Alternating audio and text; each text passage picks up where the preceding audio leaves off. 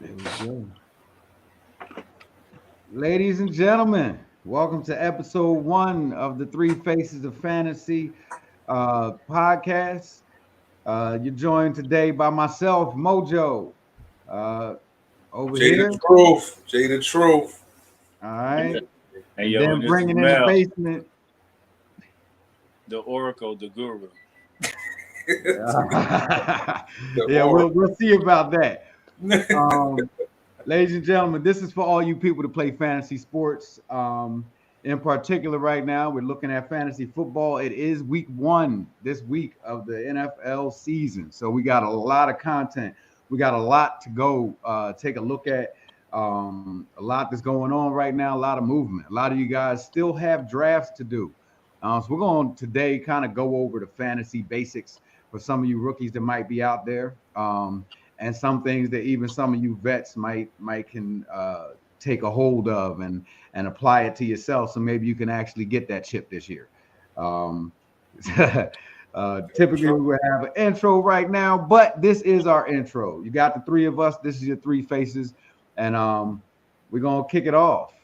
Basically, if you haven't drafted yet, or if you have, draft advice is always a good idea because the first step to a championship is a great draft. So we're gonna take a look at some things here. First thing we want to do is how do you prepare for your draft, fellas? Oh, for me, definitely, I'm definitely a mock person. I love doing mocks. I do mocks all the time on all different platforms. That way, I can kind of get a variation as to where my seating might fall, whether I'm the second, third, fourth pick, or at the tail end, the 10th, 11th, 12th pick. And that way, you kind of get a feel as to where things are going, the different APs, and where people are drafting people, so you know how to get in and how to get out to get your guys. And we'll talk about who your guys are later on. Yeah, man. I'm the same way. I'm more of I'm a mock person. I mean, I think for one, it can give you an idea. Don't get me wrong. A lot of we've been through a couple drafts this season already, getting ready to get started this week. But mock draft, at least as far as ADP, you can start getting an idea of who you kind of looking at that first pick, who you looking at that seventh pick, who you looking at that 11th, 12th pick. It can give you some kind of idea. Um, so that's what I do. I draft a lot. I'll look at my hopefully in the league, where I get the draft set up beforehand as far as the draft positions, and I'll just mock draft over and over and see how I wanna set the team up. Now, me personally, I don't too much mock draft, only because when I get into the draft, it never goes that way, unless I'm like the number one pick, then I don't need a mock anyway, because by the time it comes back around to me, it's all just I, giggles after that. I don't know the draft I had the other night. I drafted number one, and Kelsey came to me. I was not Yeah, planning on that. Kelsey came yeah, to me in the second. That's something. I was not got thinking I you. was gonna have to change my strategy real quick because I took him. You know what I mean? Yeah, And then true just story. And then just one last thing for me. One thing about doing that as well is it also prepares you for how you can see how other people are drafting. Because as you know, depending on whatever platform you're working on, the AP will change. So you might have somebody that might fall down. Like let's say Damian Pierce, for example. If you were doing your mock drafts a month ago, he was going to you in the eighth, ninth, 10th round. Now he's a hot commodity where he's skyrocketing all the way to your third, fourth, fifth round. So those kind of things are also helpful so that you know what other people are thinking because you may have your drafting philosophy, but it's also important to know what your league mates or your league enemy mates are drafting as well. Yeah, absolutely. I find that interesting that you say that because there's quite a few leagues I'm in with people that I know. Some people do the free leagues and the public leagues. Not too much. Don't do too many of those. I try to get in one or two a year just to stay abreast of what's going on. But for the most part, I've been drafting with these people for years, so you get to know your league mates, like you say, and how they draft. I got a couple of buddies that are wide receiver. They love wide receivers. Then there's guys that love running backs. So yeah, I could see how the mock draft could help. Also, knowing your league mates is very important. Know who you're playing with, and you'll see it in your first draft. If it's your first year playing, you'll see it in the first draft. This guy, oh wow, he's got 7 wide receivers and 2 running backs. Yeah, he's gonna do that next year again. So that's important, of course. You know what I would say too. I guess it's a little more. I won't say more involved, but and when you first start, you don't think about it, but you're also looking at that. I mean, I start to look at, the draft class, the rookies. I'm looking at how many wide receivers are available. I mean, good wide receivers as opposed to running backs. Like last year, I could go a little further in the I can go to 3rd or 4th round for running backs. This year, you got to go to 1st, 2nd round. I mean, you might be able to get somebody to fall to you, and then you got that lull between, say, like 3rd round and 6th, 7th round, where I've been looking this year. I've been looking at wide receivers, and then you get another class of running backs that can, fill up your bench. So sometimes it's I have to definitely take a look, because it changes from year to year. Right. Yeah. And if I could just pivot just a little bit, another thing that I do in preparation of the draft is being cognizant of the NFL schedule. For me, that's a big deal. Now, well, it's 2 things. One, I used to be a really big guy on the bye week, making sure that I don't have multiple starters on a bye, and just making sure you have that option. However, I will be honest. A couple of years ago, I won't say what league in particular, but I did have a league where on week 12, I believe 7 of my starters were on the bye. So you already know I'm gonna lose that week. However, that year I did end up going undefeated the entire season, except for that 1 week, and still walked away with a chip. So there's different ways to look at it. But you want to make that, take it in consideration. And then the other thing I was going to say was, as far as NFL schedule, knowing the strength of the schedules of the respective teams. People usually have their teams that they really like to target. Like this year, most of the 50-point games and above are between AFC West and NFC West. So a lot of people want to target those, those 8 teams in those 2 divisions to make sure that they can maximize the amount of scoring that they can get on their team. But knowing the team schedule, knowing the strength of schedule, knowing who's playing who, especially in the beginning, because that's when people start getting real nervous when they start off 0-4. And then, they have to pivot real quick. So knowing the strength of the schedule, knowing who's coming up, knowing who's going to play who, but also, fantasy, always being able and ready to pivot, always. Absolutely. Now, as you were saying, there's a lot involved in what you said there.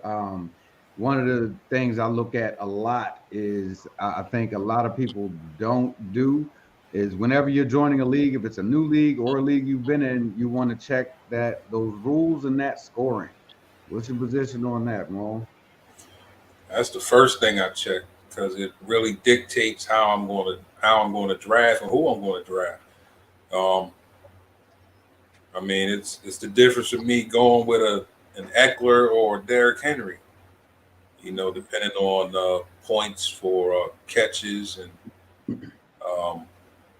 passing, pass yards or receiving yards. I mean, it's very important.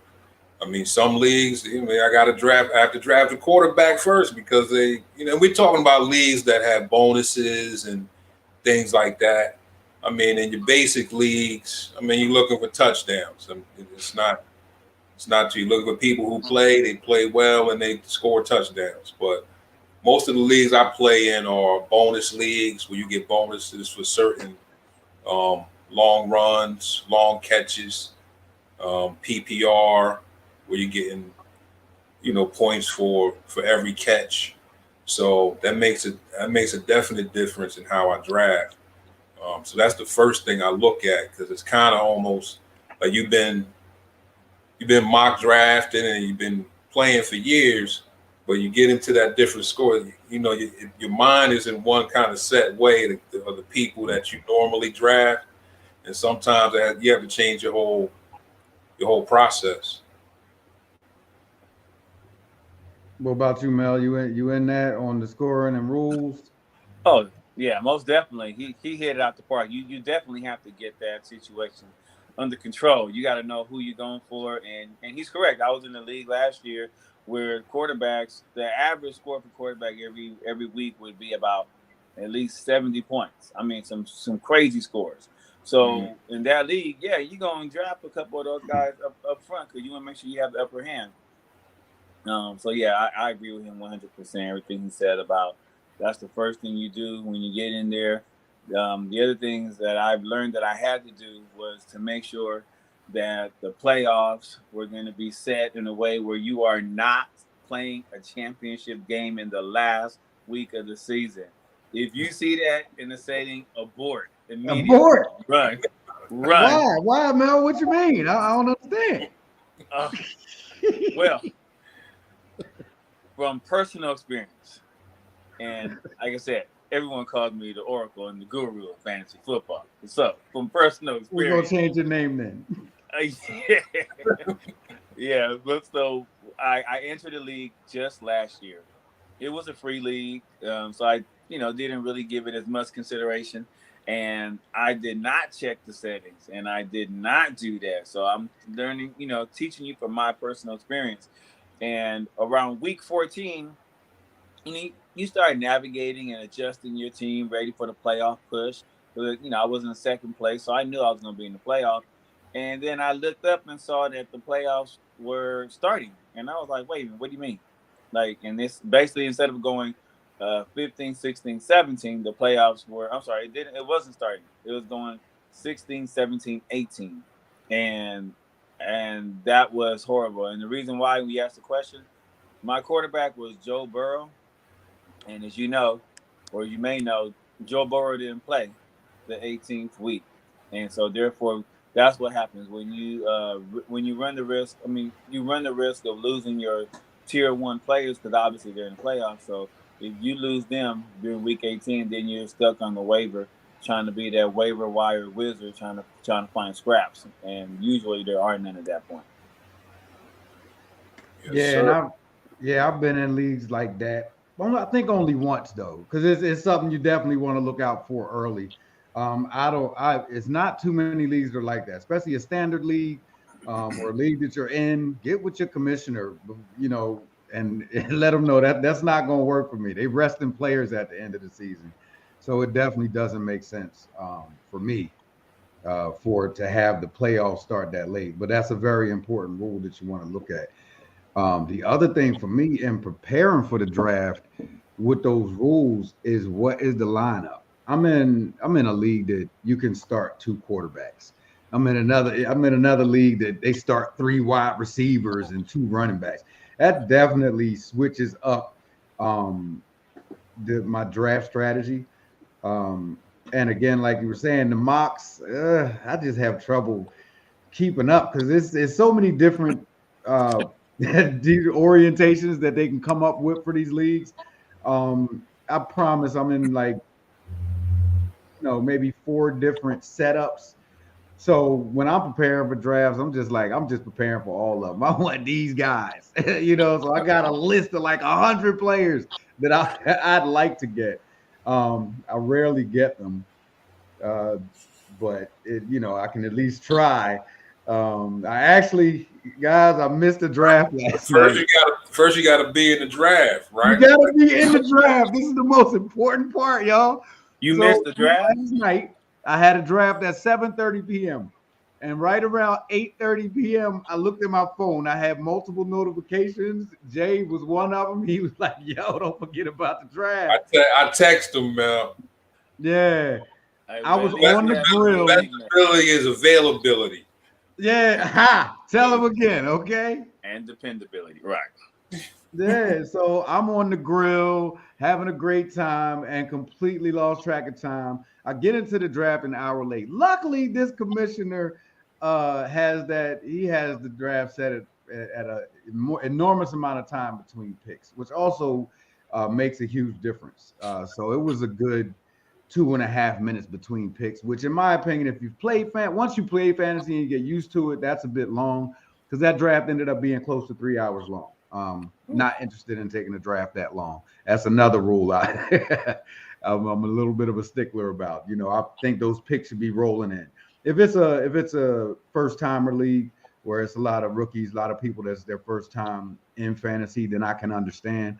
But when you got seasoned players in there, doesn't make sense to have a draft pick that long. It shouldn't take you 2.5 minutes when you have 20 minutes between your picks already.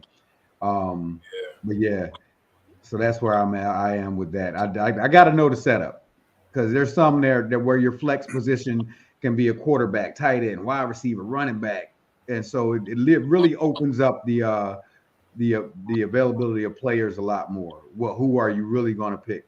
And if you're in a league where you can start two quarterbacks, definitely start two quarterbacks because even in standard leagues, in most cases, the quarterbacks can put up more points than the other positions. Let me ask a quick question. So as you said, that something came to my head. So as you're drafting, you have your, both of you or everybody out there have your particular draft strategy and your approach that you take. And then you get in the draft room and then people start just drafting just out of your mind, just like crazy, like just doing some just weird, different type stuff that you were not prepared. At that point, do you stick to your strategy, you stick to what you do, or do you pivot and go with the flow of the room? Well, that happened. Yeah, and then that happens almost every draft. I'm not gonna lie, but I will say, now my strategy didn't change last night. I was picking number 7, and I wasn't expecting somebody like an Austin Eckler to fall to me. At 7? Yes, Eckler fell to me at 7. So, and it is a PPR league. So to me, I was just expecting that I may have to go Justin Jefferson, maybe even Najee Harris, and I was fine with that. So it just and it really didn't change my process as far as I was always going to go with a running back, but it sets up a different type of team for me, because he's more of a, not much different, but like I said, it changes a little thing. But actually last night, my draft went pretty much the way I was expecting it to go. Besides things like that. And then certain people not being in the draft and a lot of other running backs dropping to me. So I got a lot more running backs than I was expecting to because, the computer was picking for some people. Well, I got some trade bait.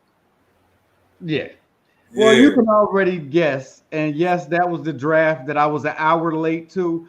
And I keep telling people all the time, one of the most important things about your draft is get in that draft room and stay in that draft room. So I'm an hour late. The computer automatically will put you on auto pick.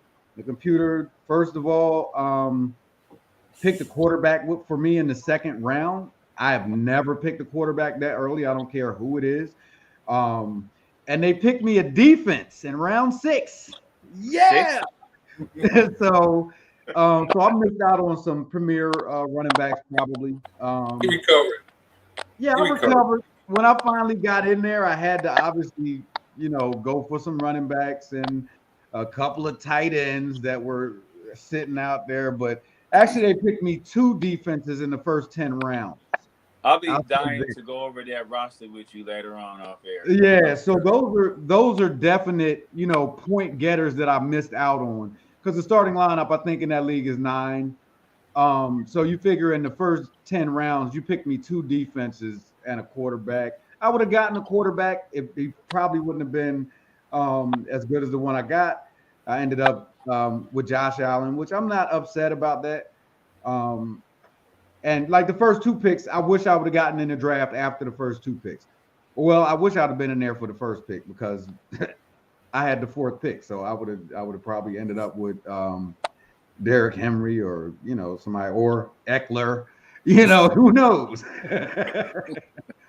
But yeah, get in the draft room and stay in the draft room. That's Now, when you get go ahead. No, go ahead, bro. I was gonna say that's one of the things, we focus a lot on people who are just starting. I mean, that's one of the main things, make sure you're there because your draft can change drastically, meaning that if you're sitting there and somebody's not in the room, it can really boost your team as far as the type of players you can get because you'll have other people falling to you that you never thought would. Right. Matter of fact, I mean that's probably why Pitts fell to me, in the 3rd. Yeah. And I don't think I really addressed your question, Mel. Like, so it like Jay was saying, in a lot of these drafts, there's always going to be either somebody that's not in there and it's on auto pick, or somebody that just drafts oddly. I noticed that the people that draft oddly, a lot of times, it turns out to be a benefit for me. Because if their first 3 rounds take wide receivers and then a tight end, I'm like, boy, your team is going to be so unbalanced because all the backs are off the board by that time. Right. So at that point, I'm loading up on backs and vice versa. If they go in their first 4 picks and pick up backs, and then I'm in there, I'm grabbing these wide receivers that are still floating around. That's kind of, like Jay was saying, what happened to him last night. Like, wow, I'm that late still having Eckler around is almost unheard of. And Kelsey, like, really? Yeah. We can really work to your favor if you're well prepared and somebody else isn't, and they're just kind of grabbing names they know. I've seen that too. Don't go in the draft and try to grab every player from your team or every player their name. Patrick Mahomes. I'm gonna get Patrick Mahomes. I'm gonna get Kelsey. I'm gonna get Tyreek Hill. You're trying to draft the same guys. Other people want them too, and I think that's what happens with a lot of people is they get a little confused at that point when they see somebody. Well, why did somebody take Mahomes? No, that's what happens. Everybody wants them. Right. Yeah, I know that happened to me in a draft recently. I had the number 3 pick, and Jonathan Taylor and Christian McCaffrey fell in my lap, and I was sitting there confused, trying to reset my screen, thinking that something was wrong. How many players in the league? 3? No, it's actually 12. It's actually 12. Jonathan Taylor. It's a league. And Christian McCaffrey. Yes. Yeah. It's a league that both of y'all are familiar with as well. But anyway, I pivot. I'd be interested to see the scoring system there, sir. I was going to ask you. You mentioned something about your guys. How do both of you feel about using the Q or the utilization of the Q in the draft room? I don't use it much. I will if I'm possibly expecting some sort of technical difficulty, like if it's raining or something like that. But normally I don't use the Q. Funny thing is, the only time I really use a Q is in mock drafts. Regular drafts, I don't normally use it. Oh, so you switch it up from mock to regular. What about you, Mojo? I don't use it prior to the draft. Never use it prior to the draft unless I have like one of the first 3 picks, and I know I'm going to get some water or run into the bathroom and the draft is about to start. Same thing within the draft. If I just want to get up and grab a bite or something, I'll put like 2 or 3 players in there, rank them, but just for that pick. Like it's not something that I really adamantly set up, to follow throughout the draft. I'll just go ahead and use it as need be during the draft. That's why.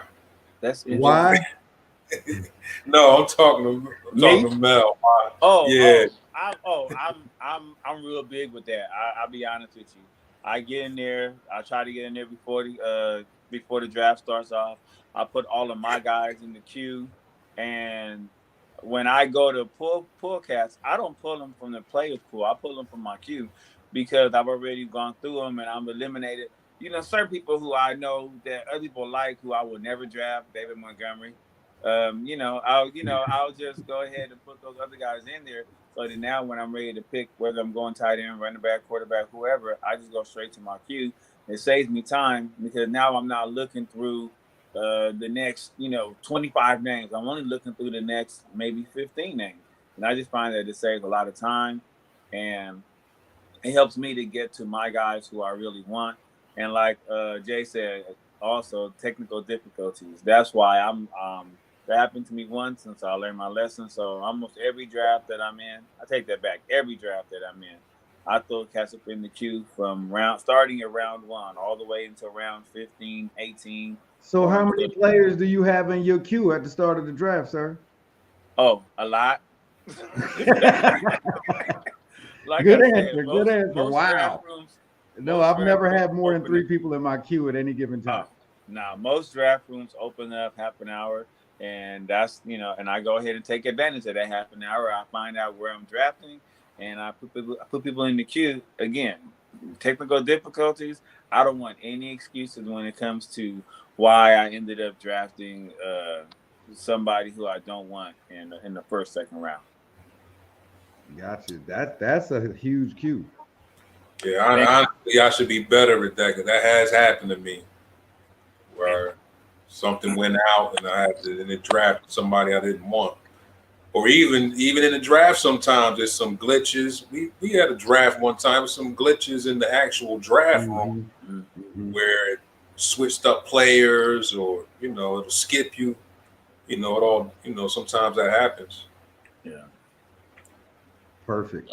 So how you guys been?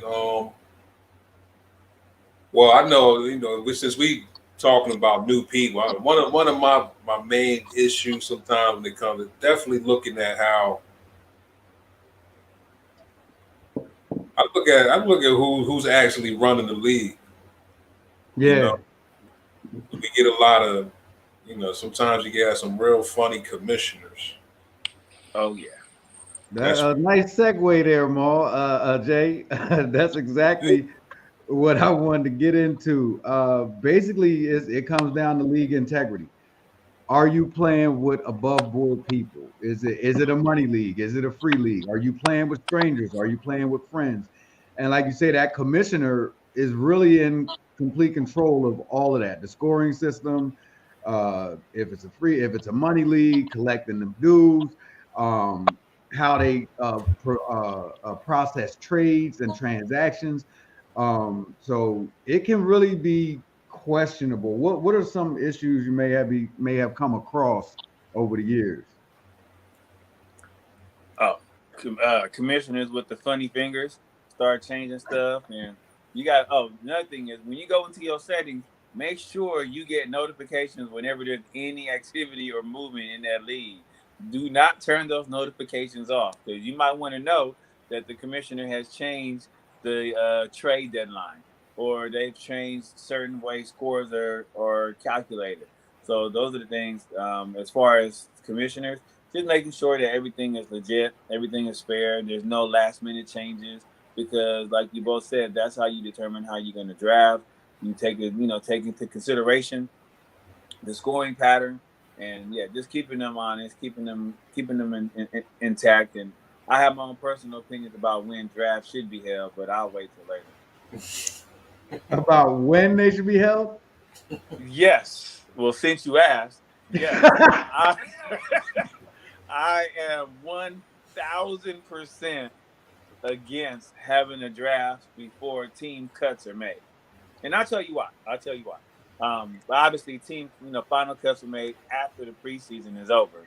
And, in the preseason, as we've seen this year, players can get hurt. Even on the last preseason game, a la Deontay Johnson on the last game of the preseason. So, players can still get hurt. But not to mention, when it comes to those player cuts, for example, now, obviously, a person who's on the bubble of being cut is not somebody you worried about, drafting. But take into consideration what happened. Let's go Miami with Sony Michel being cut. Now that opens up, that kind of breaks up that committee of Mostert and Michel and Chase. So now Chase looks a little bit more attractive than he did, a week ago. And again, you probably weren't going to draft Sony Michel, hopefully, but no disrespect, Mr. Michel. But but you want to make sure when they make those player cuts, it does affect. Look at Houston; they cut Marlon Mack, and that opened up the door for D. Pierce. So that's why I'm really big against doing a draft before the actual final roster cuts are established. That makes sense. Well, all the years I've been playing, I have some issue with sometimes waiver dates. I mean, I've had commissioners decide to set the when waivers start is when they decide it starts. Like you wake up in the morning, it's 8:00, and they turned on waivers, and got who they wanted. Yeah, just to get so they can get who they want. And you on the way to work trying to go through your phone. There's a money league too, and that's the thing. I mean, so I don't know. I think you definitely want to. I always make sure I only play with people that are honorable guys. I mean, I don't like to deal with people who try to do shady stuff. Really, the only reason I stayed in that league is because I really want to win it. Actually, I'm still in it, but we did have a discussion about that whole waiver thing. But it's then you got everything from how people set the playoffs. That's becoming an issue sometimes. What do you mean by that? Well, okay, one scenario. Seeding or? Well, yeah. One scenario was a seeding. It was okay. You're going to have three divisions, and the question was, all right, should the top 6 people from the whole league get into the playoffs, or are you going to take the two top teams from each division? So you're in a good division. Everybody has 10 wins. Let's just say you had 8, 9, 10 wins, and somebody in another division who had 7 wins would get into the playoffs before you because you weren't the top 2 in your division. Like it's just ridiculous. Sometimes things that just don't make any sense. I mean, that's why I'm also a proponent that the league should vote on changes. If there's going to be any changes, I think there should at least be a vote put out there, so you have a say-so on certain things. You should be able to bring up questions. If you have an issue with something in the league, you should be able to bring it to a league vote, or at least to be able to discuss it with your commissioner. That goes back to what Mo said earlier about commissioners. You want to take away unilateral power as much as possible and make it a community approach because, fantasy, don't get me wrong, I'm dead serious about fantasy football. But at the same time, I like to have fun. So it's supposed to be fun. And if you got a dictator just, doing whatever he or she wants to do, there's no fun in that. You laughing at me? No, not just dictator, boy. That's woo. Strong words, boy. I know what you mean, though. You got some people like that. Yeah. Yeah, like I'm in a league where it seems like, first of all, no matter what platform you're on, they have these platforms because they're automated. They do everything for you. Let the system do it. So I'm in a league where you don't know if you're going to make the playoffs until after the fantasy regular season is over. The commissioner doesn't set the playoff lineup until that week is done. The last week of the fantasy season is done.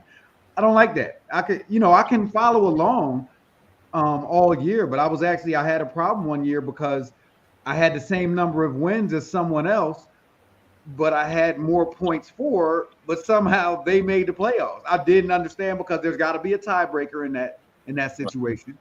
And typically it would be points for, you know, Right. or head-to-head matchup, something like that. Because in a 12-team league, a 10-team league, you play everybody. Okay, play a couple of people twice. 12-team league, you're playing everybody in the league, and you typically will pay 3 people twice. So it's just to avoid all of that confusion. Let the computer do it. You don't have to be a stand over the computer commissioner, or just like you said, just like Jay said, like setting the playoffs where it's just because the league and that league, it was 2 divisions before. So you just wanted to make it 3 divisions, but his exact words were, because I want to give another person a playoff spot. If you're not creating a 7th playoff spot, you don't give anybody a playoff berth. It's earned, Right. just like anything else. So the top 6 teams get in, because in my opinion, when in fantasy, when you get down to the end of the season, the divisions go away anyway, and the top 6 teams get in. Should be. Yeah, it should be, but that's just my opinion. Now you said top 6. I know I have one league. It's a 12-person league, and our playoffs are the top 8. So 1 plays 8, 2 plays 7, 3, 6, 4, and 5. And 2 get by. Huh? And 2 teams get a bye. Correct. Well, no, actually, 1 year, yeah, the top 2 teams got a bye, but the last couple of years, no. When the playoffs began, team number 1 plays against team number 8, and team number 2 plays against 7. So there are 4 games, and then you just keep going. So if you were strong enough to get that one, yeah, you may not get a bye, but you kind of get a bye because you're playing the 8th place team. So in the league I was talking about, where the guy kind of sets the playoffs the night before the playoff starts, I think it's 7 teams that make it, and the top team gets a bye, and then they play it out from there. Oh, that's too much. Yeah, and especially since you're the one setting it all up, I don't know if I'm in the playoffs or not. And well, one thing I'll add just real quick, the reason why that's also important, you all, is because for experienced managers and coaches, you adjust the way you play that last game, or you may adjust your waiver pickup. You're looking at the schedule, you're looking at the playoff schedule, and who teams are going to play. And if they're playing somebody playing a substandard defense, you may want to go and get that backup quarterback just so you can have that flexibility in case something happens to your guy this particular week. But if you don't know when the playoffs are, then you don't even know how to adjust. Right. True. My condolences. True. So let's get down to you guys' strategy. Like, when you're going into that draft, Mel, you were a wide receiver guy, running back guy, tight end, balanced team. What you doing? Well, look, just in case anybody's watching this that I play against, don't tell anybody what I said. But I'm always going running back number 1. I don't care the only way. Nah, I don't care. Even if it's a heavy quarterback league, I'm going running back 1. I typically would like to consider going wide out second, a tier 1 wide out, but again, it also depends on what's going on. And then that 3rd and 4th pick, and like Jay said earlier, if it's a 3 receiver league, then I'm probably going to go receiver heavy. Even though you can find a lot of quality, every year is different. Every year is different. We have what's called the running back dead zone, rounds 3, 4, and 5. But every league is different. Every year is different. I personally don't necessarily need 2 defenses. I can rock with 1, and then I'll just, flip through another one. If I have a player that's on injured reserve, I don't mind drafting that player. Shout out Brian Robinson. Shout out Jay Will in Detroit. I don't mind drafting them. And then when the draft's over, slide them over to my IR spot and go get me that kicker that I did, that I disrespected earlier in the draft, and so I do that. And but like you guys both said earlier, it also depends on what the platform and what the scoring title is going to be, or the scoring is going to be, because you need to know whether you want a mobile quarterback, a pocket quarterback, and how that scoring is going to help you out in the draft. Very true. Very true. I mean, I have to agree. I mean, all my championships have come through running backs. So I'm a running back guy. Always have been. I will say I haven't been as running back heavy. Like I said, past few years we got real thin on running backs, and also the league has changed in the past. What I would say 5-6 years, where they get away from running backs, and you have a lot less running backs who are really getting those kind of touches. And there's a passing league now. Even though, they can't get but so far away from running backs. I mean, the teams that win, they have a good running back. They give them good touches, 20 touches a game. But from when I first started fantasy, there's been a big difference. Just the way that you can change how they play games, period. But I still go. That's why I go running back first, second round. Because I want to make sure I have them, and then it's usually a lot. You got a lot more wide receivers who can be, point getters. Right. Well, yeah, even on the team. I mean, heck, you think about it. Every team has at least one. Well, they should have at least one solid running back, and a lot of teams have dual threat receivers. You can go to Cincinnati, you can go now Philly, Tampa. A lot of teams have it. So just playing the percentage games, there are more wide receivers. Not to mention when the season gets to the real crunch, the end of the season, we're talking about damn near winter time. So you're gonna need that person that you can just hand the ball off to. The passing does not stay the same. The high, the caliber of passing, the deep threat passing, because it's kind of hard to throw when you got a snow blizzard going on. Right. Me and Jay have talked about that over the years, how down the stretch, and when in those cold months, you in a Cincinnati, a Cleveland, a Philly, a Pittsburgh, New England, it could be snow, it could be rain, it could be 3 below 0. So yeah, I'd like to have a reliable running back, and like Jay was saying, the number of quality running backs, like right now, there's a top tier of 3 or 4 running backs. That's it. Then you're already at a second level where, there's maybe 10, 15 running backs that are serviceable. After that, you're kind of drawing straws. So I typically try to grab a back early. Didn't get one yesterday till like the 3rd round. So I'm a little stressed about that. But I did find it interesting the way the computer picked for me, since I wasn't there, because honestly, fantasy is about points. So they got me Cooper Kupp with my first pick. Can I really complain? He's going to get points like a number 1 running back would. However, they came back and picked Josh Allen. So now I'm waiting. Now I'm 3rd round. So I'm already at that third tier of running back as my starter. Like, I don't like it. I just don't feel comfortable with it. I feel like my team is a little unbalanced. But that's something I'm going to work on through the waiver wire, and maybe a trade with Jay over here. Actually, Mo, that's a good point. And what I mean is, so what do you do in that situation, and what are you looking for in that second tier running back when you're in that situation? Like who are you targeting in that second tier running back? In that second tier running back, whoever's left. I ended up with David Montgomery, who, Mel, look away, sir, look away.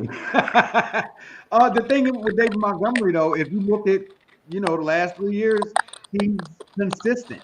He's not a huge point getter, but he will get in most of the leagues I'm in, with bonuses and things. He'll get me more than, he'll get. Let's say he won't bring home the bacon and fry it up in the pan, but he'll bring some bacon. Well, he might bring some breakfast sausage or something. So he'll, in most of the leagues I'm in, he might get me 25 points. Whereas if everybody on my team can get me 25, 30 points, I'm okay with that. He's not going to get 50 any week unless something really out of that norm happens. But again, that consistency I'm okay with because I can game plan around that. What's that noise? Mel. I don't know. That's I can the game noise plan. that David Montgomery. Sound like eating chips. Or somebody else. I can game plan. Yep, it went away. I can game plan around him getting 25 because I can grab another receiver. My receiving core is pretty good. My quarterback's great. So, the whole point for me is to have a balanced attack. Whether I'd like it to start at running back because it's hard to find a high scoring running back late in the season unless somebody gets hurt. And a lot of times, like if you get a McCaffrey or a Henry or a Jonathan Taylor and they get hurt, their backup is not that same guy. So it's not like even when you handcuff people, you're not getting the same guy. So that's why I typically try to get a running back that I think is going to be durable, make it through the season. I have a rough time going with McCaffrey in one of my drafts, even though I was right there in like the third pick area where you would think maybe McCaffrey would go. I had a rough time going with him just because of the injury issues over the last 2 years. Same thing with, I'm a Philly fan. Same thing with Miles Sanders. Even as a flex, I didn't even want him on my bench, honestly, because I just don't know what I'm going to get. I'd rather take a David Montgomery because the guy's durable, rarely hurt, and like I said, will get me those points every week that I know I can count on. You know what I mean? Well, honestly, that's why I like to go for more than one good running back. I need to have two in case somebody gets hurt. And then in my later rounds, I'm looking for guys who have that upside where even if I try not to look for backups. I try to look for guys in that like a Stevenson. He's a backup, but he's not. He really just splits time with somebody. Is he the backup though? He is the backup, but it's more of a split time situation because I had a backup, and then also who've already proven themselves. He's already been able to prove himself in situations. Like an Alexander Madison used to be. I don't know. We don't know what's going to happen with him. This year they're looking at trading him, but if you picked him up, if Dalvin Cook got hurt, he was another Dalvin Cook as far as points are concerned. Right. So I'm looking for guys like that. Yeah, you're right, because there's 12 teams that already reached out to the Vikings about Alexander Madison thus far. That's 12. Mm-hmm. So speaking of that Dalvin Cook and Madison thing, where do you guys stand on handcuffing your running back, wide receiver, quarterback? I know nobody's doing that with quarterback because nobody's backup quarterback is nearly as good as the starter.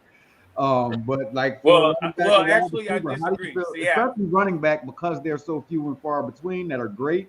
How do you feel about handcuffing a Derrick Henry, Austin Eckler, McCaffrey? Well, I disagree with you, Mo. I got to cut you off. There is a backup quarterback that's just as good as a starter. That's in Seattle. Oh, okay. Might be here in Carolina too, but who knows?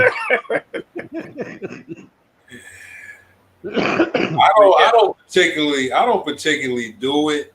It depends. Like I said, if I got like an Alexander Madison, I would, because I know he can do the same thing. That's why I typically try to have a decent amount of bench. I try to make my flex a running back. a starter.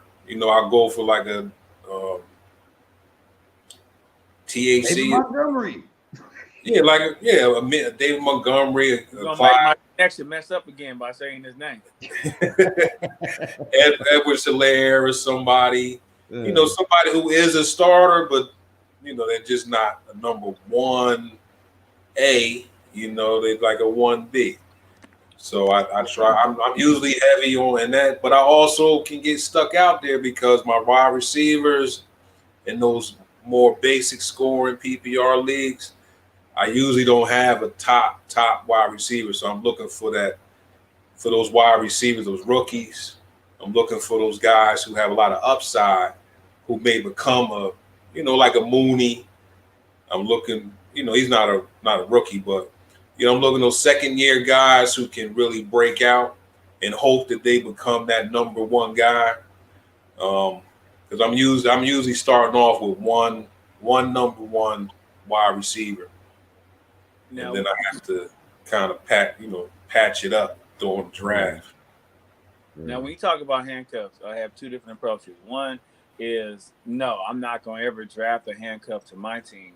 However, around that week 8, 9-ish, 10-ish, it's a little bit late, but around 8, 9, 10, then yeah, I might go ahead and invest in a handcuff. But I also might handcuff your running back. So if you have that D Cook, yeah, I might go pick up Madison, because guess what's going to look real attractive to you if D Cook go down, my Madison, and then we can start talking business. That's when I open up my manager's office, and you can go ahead and come in, make an appointment, have a seat, and you can start talking to the guru about how you can get Alexander Madison. And so I might handcuff somebody else's running back, but I typically won't handcuff my own until playoffs time, because truth be told, when you get to the playoffs, you don't need that deep bench anymore. I mean, you're going to ride your riders that got you to the chip. And so all you need is that backup. And that's where that's where handcuffs come in handy, not during draft mode. Yeah, for me, I don't typically handcuff my own player either. I'm the king of grabbing everybody else's handcuffs, especially late in the draft. I'll grab somebody, but there's a couple of exceptions like Madison, Hunt, Abdullah out there in Vegas or whatever. Yeah, I would draft them, not for my, if I had. Yeah, I would draft them if you drafted the starter. You're right. I would draft them too, because I'm like, yeah, I hope this dude get hurt. You know what I'm saying? But wow, you wishing for injuries, bro? I don't wish injury on anybody. However, if my season's not going well, I might go out there myself and bust somebody in the kneecaps. My little Tiny Harding routine, okay? I've been known to send the goons. Right. So what rookies you guys looking at? That to you seem like bona fide starters in the NFL, should be able to hit the ground running, and you may want to target in your draft. Hit the ground running? Yeah, or catching, whatever, that's just a figure of speech. Right. Like a Drake, like London. Yeah. Who's that? He's over in Atlanta, right? Correct. Yeah, White out of London. Basically, the number 2 receiver behind Kyle Pitts. Yeah, I could see him doing it this year. I only have him on one team so far. Everybody keeps grabbing him. Oh, he's kind of hard to gauge, because he'll sit there, and then as soon as you go around that round, I guess it's around 9, 8, 9, and all of a sudden he'll get snatched, and I'm like, all right, he'll be there. I'm gonna wait to see if he's there for the next, the next round. I picked up Walker over there in Seattle. Okay. That's just because Penny, unfortunately gets hurt a lot. But and then he's a little older. How old is Penny now? I forget. 28. 28. I don't know. I think somewhere he's got to be somewhere at 26, 27. 26. Yeah, which is not bad. I mean, he shouldn't get hurt. I mean, but he has a history of it. Right. And then also they were talking about just mixing them in anyway. So I can see Walker doing something if he can stay healthy. James Cook, he's looking good. He's on a good team. I'm looking for rookies on good teams and opportunity. Well, it's funny you say opportunity, because when you so talking about, well, I don't know about the good team part, but about opportunities, you got obviously D Pierce down in Houston. When they cut Marlon Mack and they reassemble their running back room, D Pierce is going to be, I don't care what Lovie Smith says, D Pierce is going to be their featured back because they don't have anybody else. So that's obviously going to be somebody who's going to have a lot of volume. Spiller over here with the LA Chargers, it was looking really nice for him. And then what the Chargers do? They went and picked up Sony Michel. And it was like, okay. I don't know what the volume is going to look like for him. You got Pacheco in Kansas City, Isaiah Pacheco. They've been talking about him a lot. He's kind of like he's kind of like a I'm gonna say a watered down Debo. In regards to being a jack of all trades, they don't have to play him Debo and Cordero Patterson. They can put him behind. They can spread him out. So you have a couple rookies that are basically here, and it's gonna come down, like you said, to volume.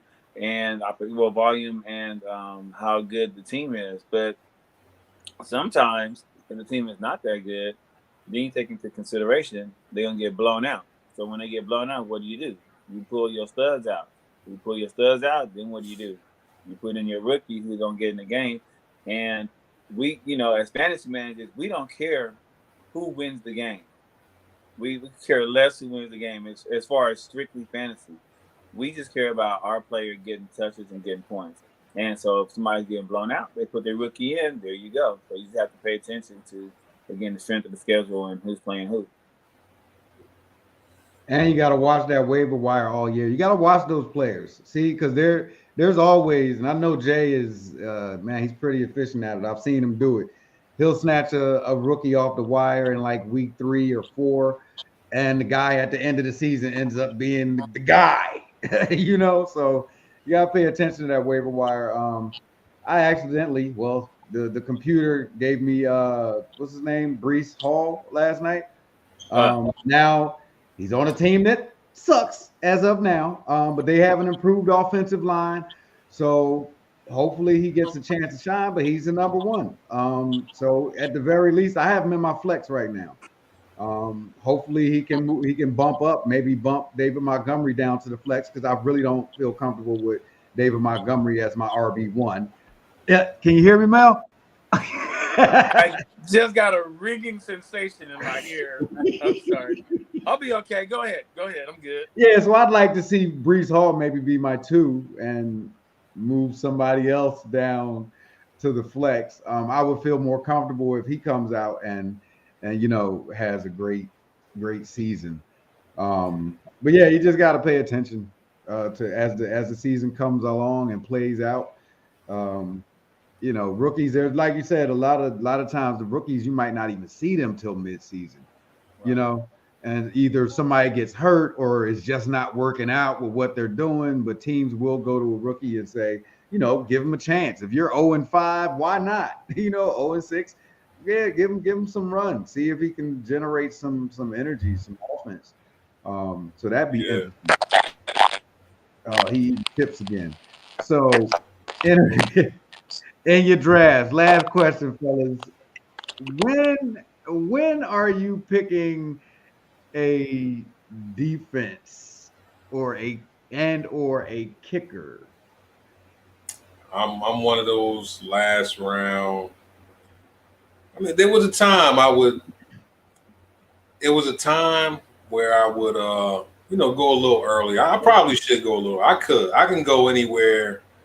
Once I have my starters and I got the main backups I was targeting, then I start looking for a defense and kicker.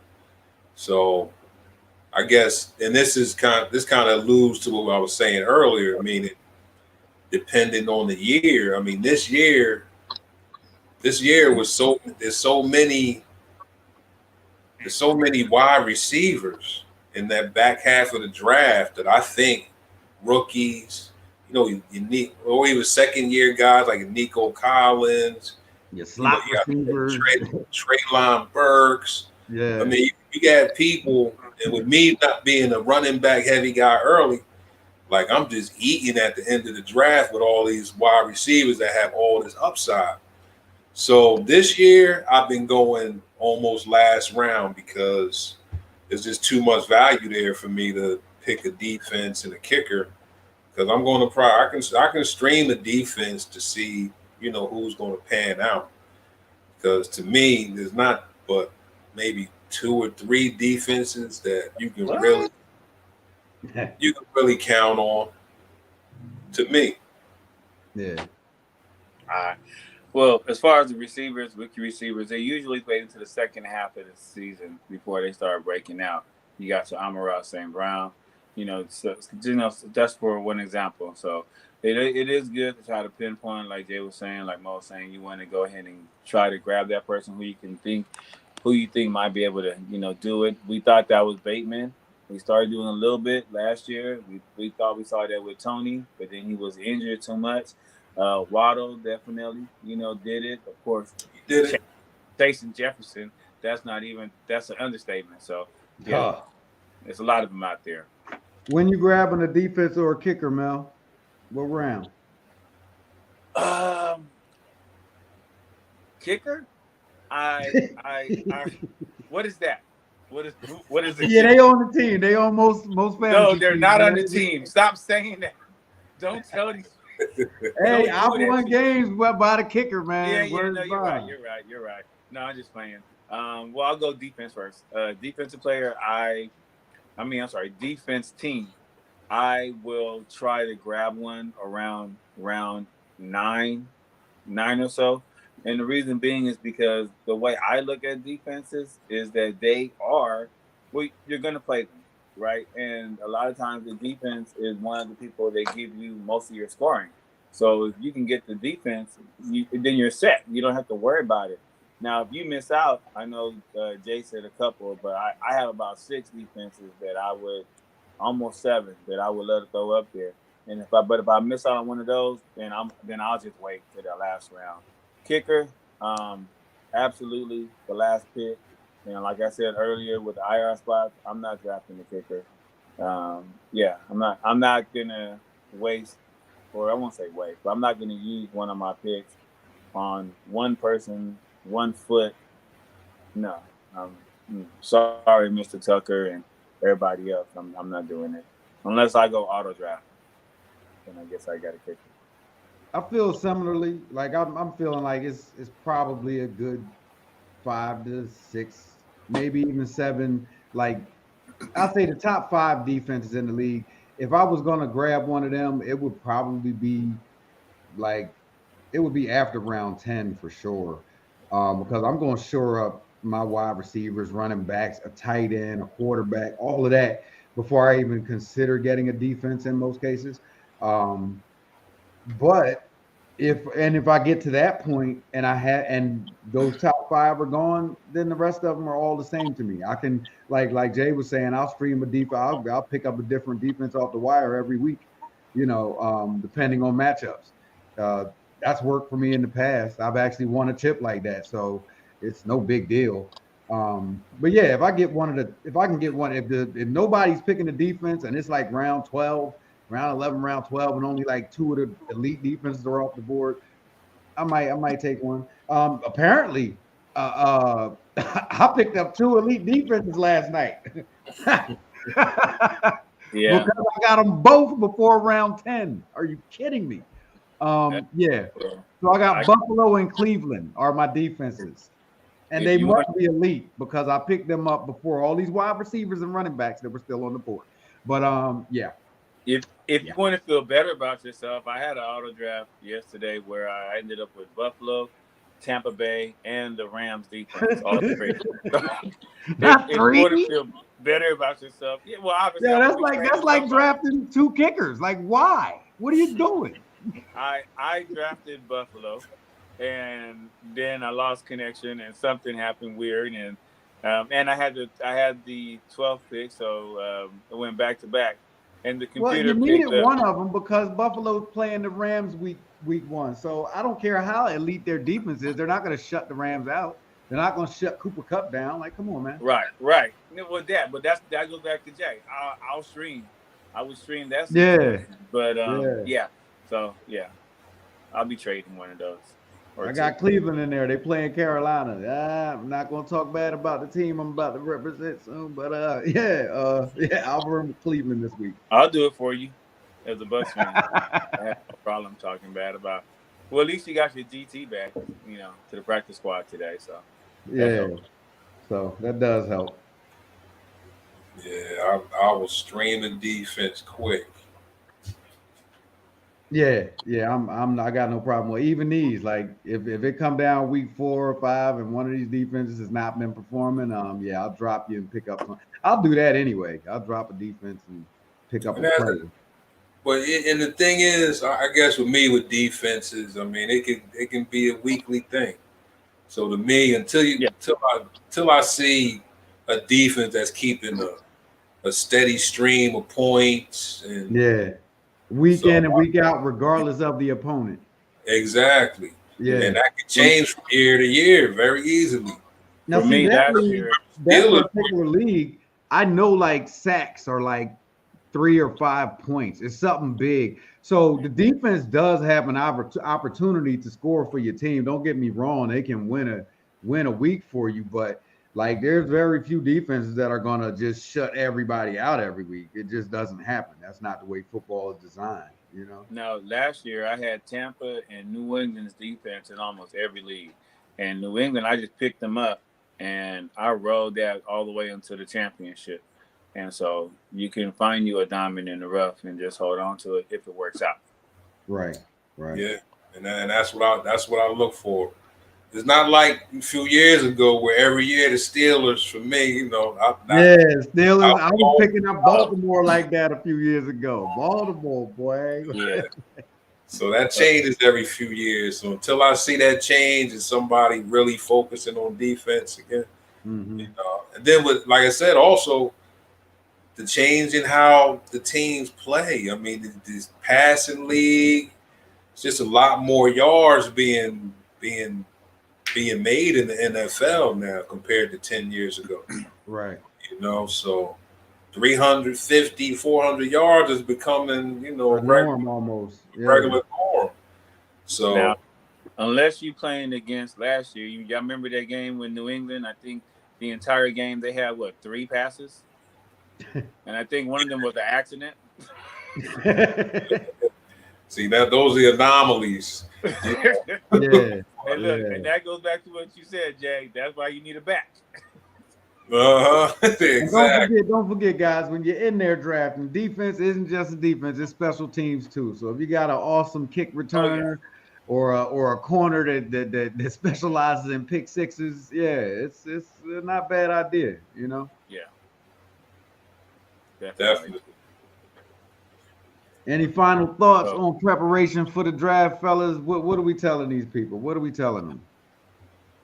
Do your homework. Do your homework. Yeah, do your homework. Definitely. Do your homework. That's, be educated, be calm. I usually sit down to draft. I turn my music on. I start, and the thing is because when you start to see those different moves, like Mo and Mel were saying, you can have people just start, like people can pick, but you'll have people pick, defenses in the in the third round. Go ahead and do it. Go ahead and do it. It'll kind of throw you off. So that's why you gotta just stay calm and take it as it comes. You get somebody you wasn't expecting, like the other day, like I told you, I wasn't expecting Kelsey to drop to the second, third round. Right. Coming back, number 24, he can definitely drop to 13, 14, but to come to 24, I wasn't expecting. So I had to switch up my running back philosophy, because I'm not going to let those points go. So, Right. I'm not going to let those points go. So Yeah, and just like I said, just doing your homework and recognizing that this year is not last year. So sometimes people try to, live on the glory of what took place the previous year. Teams change the construction of their system every year. No team ever looks the exact same the following year. Coaches get fired, new coaches come in, new schemes. Like I just talked about New England, they have a new coach, a new running scheme, and so far during the preseason, their new running attack has not proven to be effective. So that affects whether you look at D. Harris or whether you look at Stevenson the same way. So you want to make sure you know what the current trend is with that particular team. I'm really big on following coaches. A coach is going to let you know what they're going to do. Like we know 49ers, they want to run the ball. We know Pete Carroll wants to run the ball, which is why he don't have Russ anymore. But you want to make sure you pay attention to those things. In drafting wise, me personally, I like to shut the door, lock everybody out, and I'm locked in. I'm locked in because, like Mo said at the beginning of the show, I don't. This is what's going to dictate your season. Some people don't worry about it, and you can go on auto draft, and sometimes you get real lucky. It works out for you. And sometimes you get Josh Allen early. So I got two pieces of advice. Number one, get in the draft room and stay in the draft room, okay? And number two, what I learned early was don't get stuck on a name, and because I've seen people do that, like oh, I want Tyreek Hill. Tyreek Hill is not in Kansas City anymore, you know. So you might not be getting the same player that you would have gotten last year or the year before. But there's some people who are kind of casual fans and want to try fantasy. I implore you. My first year in fantasy, I actually picked somebody that retired. But he was still on the draft board. So don't do that. Don't chase a name. Just don't do it. Let's just not do that. That's funny. you could have kept that little tidbit to yourself. Oh, not to mention, like year 2, I traded Clinton Portis for Plaxico Burress, and that weekend, Plaxico Burress shot himself in the leg. Wow. Yeah, but you couldn't see that happening. You couldn't tell. I couldn't see that happening, but I'm still mad about it. I just wanted to throw that out there. That's what it sounds like. Exactly what it sounds like. But yeah, drafting is fun. It is. It's fun. It's fun. My good people, that's going to do it for us today. We hope you got some good info here today. Hope everybody wins the championship, but a lot of you won't. Right. I know I will. So we'll go from there. Keep in mind, you'll be able to check us out here, the Three Faces of Fantasy, me, Jay, and Mel, every Tuesday at 7:30. You can catch me, Mojo, personally on Instagram, Twitter, Facebook. Check the show out on YouTube if you didn't see it today there. I know we had a few viewers on Facebook, but we're also on YouTube. It's the Three Faces of Fantasy on YouTube. In addition to that, I got a show I'll be on in a few minutes here, the Matchup Madness, where we just go over the NFL matchups every week. In addition to that, you can check me on Wednesdays on Eagles Elite. Yeah, fly Eagles fly, baby. Eagles Elite at 8:30 p.m. Jay, where can they catch you at, man? Well, you can catch me here. Right now, putting all this stuff together. Like you said, this is our first broadcast. But yeah, this is pretty much the best place you're going to be able to catch me until next week. But we will be having, we'll be doing some, we'll be bringing up some actual leagues that we're in. Yeah. Coming up, we'll be bringing up some actual leagues that we're in. We'll look at some matchups. We'll look at, how things actually pan out when you're playing the game week to week. So, just come back and check me here because we're going to be back and we're going to have a lot more interactive stuff for you guys. What about you, Mel? Yeah. Thanks for saving the Oracle for last. So You just like Jay said, you can catch me here, be here every Tuesday, as long as my cohorts allow me in the room, and they don't get mad at me for saying the truth.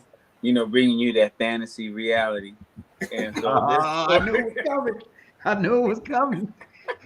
Instagram, and I'm at Cali Nuke 4, Cali with a K, with a yo. And then we're here. Other than that, you can catch me every Monday night taking out the trash, and every Tuesday morning bringing it back in, because that's my trash pickup day. And that's real. We want everybody to know we trying to do a show for your average fantasy player. We all go to work. Everybody. We the guys who play our co-workers, our friends. And we just want to give some real fantasy, a real fantasy outlook from that perspective. Yeah. We want you to be successful. We all want to be successful. We want you to be successful too. As a matter of fact, Mel mentioned something. He said fantasy reality. Not sure if that's what we're going with, but we are going to be soon. We'll be putting a show together that Jay's coming up with. On Sundays, in between that 4:00 game and that 7:30 game, we're looking at doing something like that. So look for that coming soon to a platform near you, so that we can see where you guys are at. And what was it, Jay? We're gonna have people reaching out. What was the idea? We're gonna have people calling in. We're gonna be talking about who got blown out. We're gonna be looking at if your lineup worked, if who let you down that week, and who gave you something you weren't expecting. Or if it's that Sunday evening and you still got the Sunday night game and Monday night game, and you got 2 players to go and you're down by 30, can you get it done? Do not tilt. Do not tilt. Do not melt. It can always happen. Do not give up. I have won a game on the last play of the game on a Monday night. So yes. Stay in the game. Thank you, Najee Harris. A la week 12. I know that's right. Thank you, Najee. And you, we'll also be able to receive information via email as well, right? Correct. Absolutely. Well, fellas, I appreciate everybody coming out tonight. For those who viewed live, we did have some viewers live here today. And those who view this on tape, thanks for coming out. Thanks for showing up. Until next time. Well, Mo, before you go, did you tell them why they should listen to us? Because we're the fantasy. Well, but not just that. We're not just three guys. I'm the logical one. He's the guru. We're the 3 faces of fantasy. That's why. Yeah. Because we are the 3 faces of fantasy. Yeah, we're all champions. That's the part. Yes. Oh yeah, we all champions. We're not, Now on Sundays, when we do the show on Sundays, we might, you don't have to already be a champ to be on, but if you'd like to be a guest on the show on a Tuesday or something, bring your chips with you. we're gonna be testing grills. Yes, sir. We are bona fide. All right. All right, everybody have a good night. Thanks for showing up. All right, peace. Peace.